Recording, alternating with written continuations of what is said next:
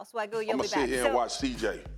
The full splash has not been in effect. Klay Thompson hasn't been himself so far in the finals. He's averaging 13 points in 2 games, shooting 10 of 33 from the field, 4 of 15 from deep, including an abysmal 1 of 8 behind the arc shooting. Here's Jeff Van Gundy on Klay. I can't envision in my mind how they could win this series, let alone another game, if he can't find a level of, doesn't have to be great, but super impactful and good to really good. They got to get more from Thompson. All right, here's the crew. How's everybody feeling this morning? What's going on? Great. All right, I'm going to start with you, JJ. Oh. How concerning is Klay's play if they're trying to win the chip this year? It's concerning in the sense that they need Klay Thompson to have a couple big games for them to win this series. However, I'm not particularly concerned. We just saw him in a closeout game against the Mavs go for 32 with 8 threes. I think it's important to note that this early struggle that he's had against the Boston Celtics has been a trend throughout the playoffs. In games 1 and 2 of every series throughout the playoffs, he's averaging 15 a game on 39 and 30 shooting splits. After that, he's up to 22 a game on 48 and 44 shooting splits. So his game gets better as the series progresses. Now, in relation to the Boston Celtics. Wait, 1 second. Are you talking about just this year or you're talking about always? I'm talking about this year. Okay. This postseason. Okay. Yeah, this postseason. Okay. Post 2 lower body leg injuries. So I think when we talk about this specifically with the Boston Celtics, what they have done a great job of, they have contested his shots really well. They've made it tough on him. They've been in his airspace. I think he was 1 for 13 in game 2 on contested shots. He's got to find a way, CJ, to get more uncontested shots. And we talked about this earlier today on Get Up. I think the way to do that is you got to find him in transition. You got to push the pace. The Warriors are so good at finding Klay Thompson and Steph Curry in transition for those transition threes. And in game 2, he missed a couple bunnies at the rim. As a shooter, you want to see those shots go in. Any little thing, free throws, layups, an uncontested 3 in transition, that's ultimately what's going to get you going so then that you can make the contested shots. But overall, I mean, I'm not concerned about Klay. I do expect him to have a couple big games, and they need him to have a couple big games if they're going to win the series. Well, I'm concerned about him. I'm concerned about him a lot because this is one of the greatest shooters we've ever seen in the history of the game. And over the first 2 games of this series, he's averaging 13 points on 30% shooting from the field and 26% from three-point range. That's not Klay Thompson. That's just not Klay Thompson. That's not the Klay Thompson we know. Now, you're absolutely right. As a series wanes, he's shown that he can get it on, and he'll explode in the game 5 or game 6. His record speaks for itself.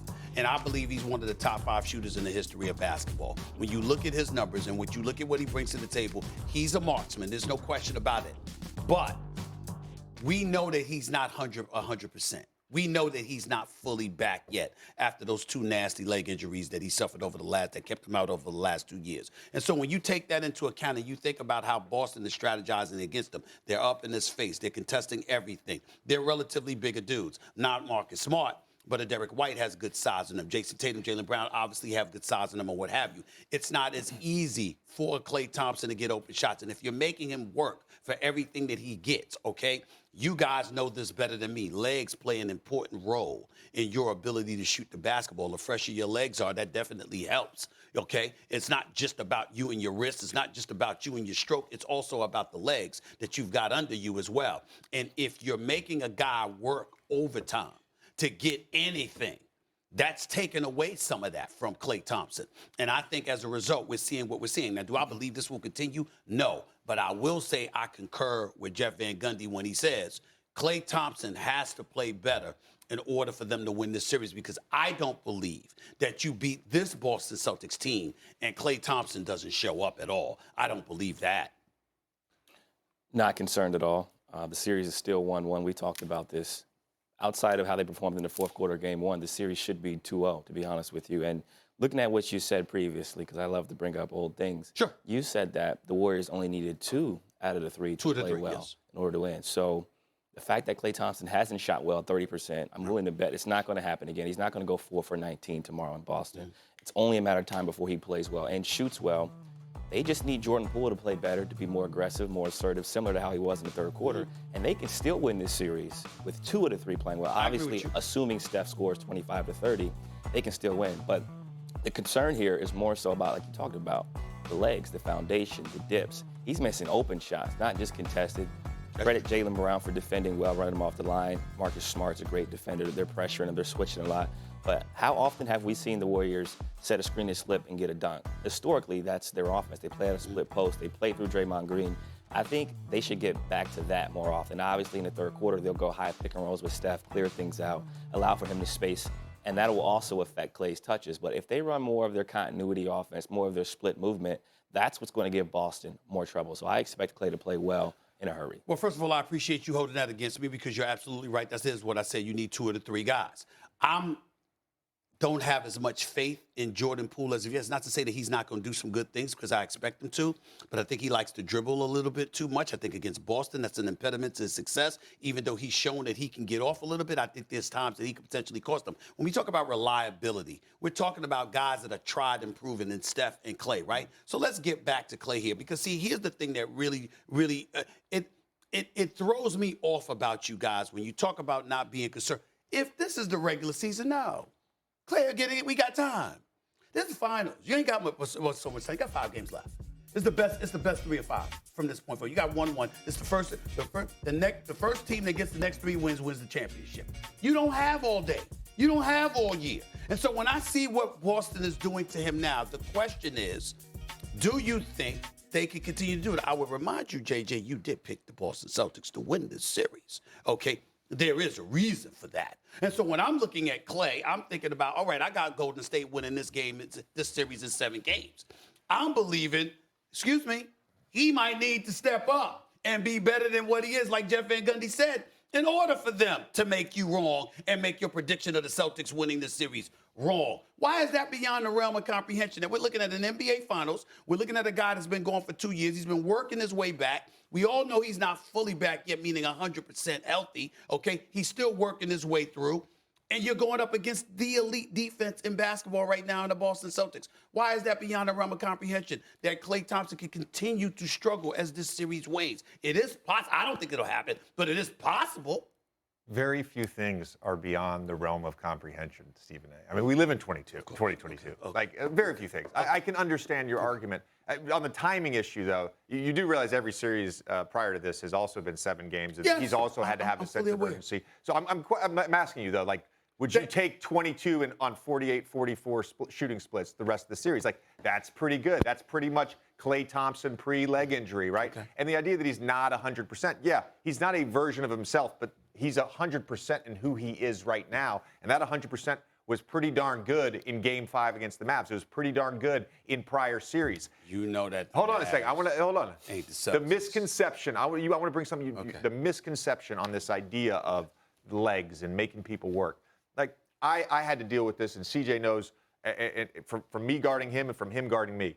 When you are a shooter, when you are a scorer like Klay Thompson, you're always on the move. You're always using your legs. You're always conditioning. I did a detail episode of Game 5 in that Mavs series. It wasn't like Klay Thompson was standing in one place shooting threes. He's always moving to spots. He's always coming off I'm just talking about picks. Fatigue. I'm using that. I'm saying fatigue. I know he's moving. He just had a week off. I'm not buying the fatigue factor. Okay. I think I buy more into the Boston Celtics doing a good job of being physical. And again, going back to that detail episode, what I saw over and over again, starting off the ball, the Mavs defenders, they're 5 feet off and then chasing through screens. What are the Celtics doing? They're up to touch every single time with Steph Curry and Klay Thompson. They're being physical before the screen ever comes. That's taking away a lot of that momentum to get that little bit of separation. CJ, am I right? You just need a little bit of separation coming off those picks. And if the defender's already into you, it's harder to get that separation. To CJ's point, I completely agree with this. But on your point about the post splits, the Celtics cannot guard Steph Curry in pick and rolls. So if you're the Warriors and you're scoring 1.7 points per possession on Steph Curry pick and rolls against drop coverage, why would you go to your post splits in the half court when you could have the greatest offense of all time by just running those high pick and rolls? So I do think, we're going to need Klay. We're going to need Jordan Poole. Steph has been so good in this series. That's the concern. And at some point, they're probably going to have to double him. At some point, it's going to be 4-on-3 action on that backside. And you're saying that once they double him, that's going to free up Klay more. Klay's going to be wide. Yeah, he's going to be wide open. He won't have to work as hard. He won't have to fight through screens and do all that stuff. And the last point But you did point out that he missed open shots, too. So if he he's missed some missing shots. Hold on, coming off picks. I understand that. On fades. I understand that. Those are tough shots, I understand period. there's tough shots, but we're talking about Klay Thompson. We're not talking about somebody that's foreign to these situations. And so the point is that when we see him missing more than we're accustomed to seeing him miss, that is a cause for alarm. You don't have Jeff Van Gundy saying that. You don't have Magic Johnson pointing out how guys got their hands on their hips and they look absolutely exhausted. It's not an accident that people are picking up on this stuff. And if you're Boston, that's your intent because you know that's going to elevate your chances of ultimately pulling out this series. To be physical, to get up in their face, to contest. It's what they do. It's why they're here. I watched the halftime show of Game 1, and I just want to make a point here. How many times in a game on a dead ball you do grab your shorts, CJ? You just 25. It doesn't mean you're tired. God. And by the way, that shout out old to thing that the old heads say this all the time, like my AU coach growing up.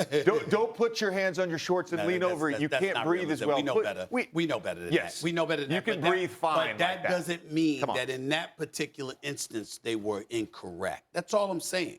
It doesn't mean that. I'm not saying they are incorrect or correct. I'm saying I'm not buying any of that. Cool. I'm not buying any of I think we're just used to Klay making shots, so we're trying to find an excuse for him. Sometimes you just miss. JJ talked about this being a trend. He has struggled to start series in games 1 and games 2. The switch comes on in game 3. He puts more of a sense of urgency on the performance down the stretch in big games when they need it. This is a big game that they need, so I would expect him to play well. And I would really expect him to play well in game 6 because I think it's going to be 2-2 going into game 5, and then it's going to be 3-2, and I think this goes 7. But ultimately, we talked about it. You don't really believe in Jordan Poole yet, right? You think he needs more time. I wouldn't say I don't believe You in said him. you don't believe in him consistently performing well enough for them to win. I've got receipts on Stephen A. for the last 3 months hyping up Jordan Poole. I said Lethal Weapon 3. Yes, Lethal Weapon 3. Talking about how said it great was he a is. pool party. So now all of a sudden, that wasn't 2 Now- games into a series, now you're saying somebody else all of a threw up sudden that you don't believe in him? Now you don't Stephen A. believe in him. Matter of fact, I said I wouldn't go to the pool party. That's what I said. CJ. But you're all right. I said Prisoner of the Lethal moment. Weapon You're 3. talking about I didn't say Lethal every Weapon 3. time. I'm not running Prisoner away of the from it. moment. I'm not running away from it. I said Lethal Weapon 3. You called the Warriors in 7. And now, because Klay Thompson is struggling a little bit, you're backpedaling. How am I backpedaling? Did I say Boston's not winning, that the Warriors are not winning this series? Ooh, Did you hear those right words there. come out of my mouth? You said Did you hear those words come out of my mouth? You said I'm concerned because But I'll admit, I Klay said I Thompson's- was concerned coming into the series, but I still picked the Warriors in 7.